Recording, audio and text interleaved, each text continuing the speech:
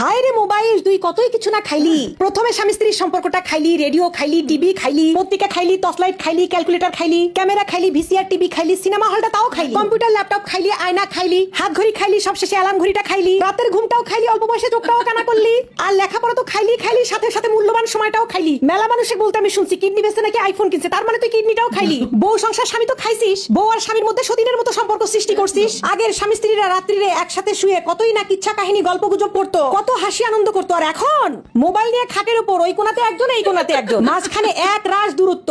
মনের মধ্যে কোনো মিল নাই, সংসার করতে হবে তাই করতেছে। স্বামীর স্ত্রীকে ভালো লাগে না, স্ত্রীর স্বামীকে ভালো লাগে। সবাই মোবাইলের ভিতর আসক্ত, মোবাইলের ভিতরে যেগুলো আছে শুধু ওগুলো কি ভালো লাগে। স্বামীর অন্য বইয়ের চাকচিক্য ভালো লাগে, আর স্ত্রীর অন্যের স্বামীর কথাবার্তা চালচলন এগুলো ভালো লাগে। হায় রে কি যুগ পড়লো রে, মোবাইলে সবকিছুই খাইলো রে। আগের দিনগুলা কি যে ভালো ছিল।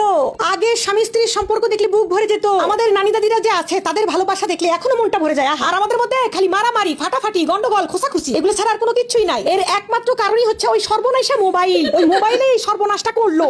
এই যে আগের স্বামীরা কাজে থেকে আসলে বাড়িতে এসে ঢুকে বলতো, বউ আমার জন্য একটু পানি টানি রেডি করো। আর এখন বাড়িতে আসার সাথে সাথে প্রাচীরের ওই পাশ থেকে ওয়াইফাই কানেক্ট করে মোবাইল দেখতে দেখতে ঢুকে বলবে ভাত দে। বউয়ের দিকে তাকানোর সময় নাই, বউ খাইছে কিনা, পড়ছে কিনা, কোনো জিজ্ঞাসাবাদ কিচ্ছু নাই। ওই মোবাইল টিপতে টিপতেই ভাত গিলবে, তারপর বউকে একবার জিজ্ঞাসা করবে না, একটু বউয়ের দিকে তাকাবে না। আবার অন্যদিকে চিন্তা করেন, আগের যুগের বউয়েরা স্বামী আসলে কি যত্ন সেবা, আদর যত্ন, ভালোবাসা, হাত পা ধুয়ে দিত, গামছা নিয়ে বসে থাকতো। আর এখন বাড়িতে এসে স্বামীরা যদি বলে একটু ভাত দে, তখন বউ বলে তুই পারলে তুলে খা, বেশি হুকুম করবে না আমার সাথে। ফেসবুকে ভিডিও দিচ্ছি, লাইক কমেন্ট আসতেছে না, তুমি জানো না আমার মন ভালো নাই। তার মানে বউয়ের মন মেজাজ ভালো না থাকার কারণ কি? ওই মোবাইল। ওই যে মোবাইলের ভিতরে দেখে মানুষের বউ বর মানুষের কুল দেয়, চকলেট দেয়, সিনেমা হলে ঘুরতে নিয়ে যায়, ভালো ভালো খাওয়ায়, ভালো ভালো পড়ায়। ওগুলো তো পারে না, ওগুলো যে ওরা ভিডিওর জন্য করে সেটা তো আমরা বুঝি না। আর ভাই আমরা কি মনে করি ওদের স্বামীরা কত ভালো, আমাদের স্বামীরা আমাদের কিছু দেয় না। কিন্তু বাস্তবতা কি? বাস্তবতা তো বড় কঠিন। আমাদের স্বামীরা আমাদের জন্যই সারাদিন কষ্ট করে, বেচারিরা সময় পায় না আমাদের সাথে কথা বলতে। কিন্তু আমরা তো আর ওইটা বুঝি না। ওই মোবাইল একটা দেখে আমাদের চোখে মোহ লেগে যায়, তখন আর নিজের ঘরটা ভালো লাগে না। এইগুলার যন্ত্রণা হচ্ছে বাড়ি বাড়ি। এই যন্ত্রণাগুলো হচ্ছে শুধুমাত্র মোবাইলের কারণে। হ্যাঁ, আমার মোবাইল কই গেল? মোবাইলে যে এতই ফিল্টার দিয়ে দিয়ে মেয়েরা এই এতই টিকটক বানাইছে,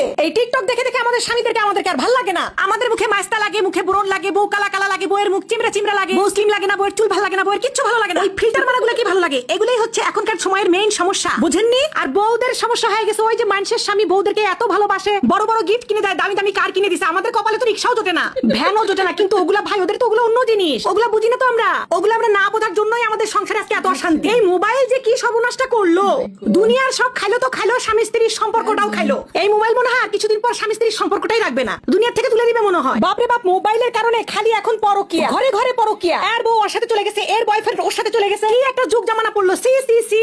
এই মোবাইলের জন্য এখন পরকিয়াটা মানুষের কাছে ফ্যাশন হয়ে গেছে। মানে ডিজিটাল যুগ, ডিজিটাল ফ্যাশন, ডিজিটাল পরকিয়া। কোনো লাল লজ্জা কিচ্ছু নাই, বরং পরকিয়া করলে মনে হয় তারা জীবনে ধন্য হয়ে গেছে। তারা আবার ইন্টারভিউ দেয় মোবাইলের সামনে এসে, আমরা এই জন্য করছি, আমরা ওই জন্য করছি। মানে তারা যে পরকিয়া করছে সেটা তারা মনে করে না, তারা মনে করে আমরা ধন্য কিছু করে ফেলে দিছি।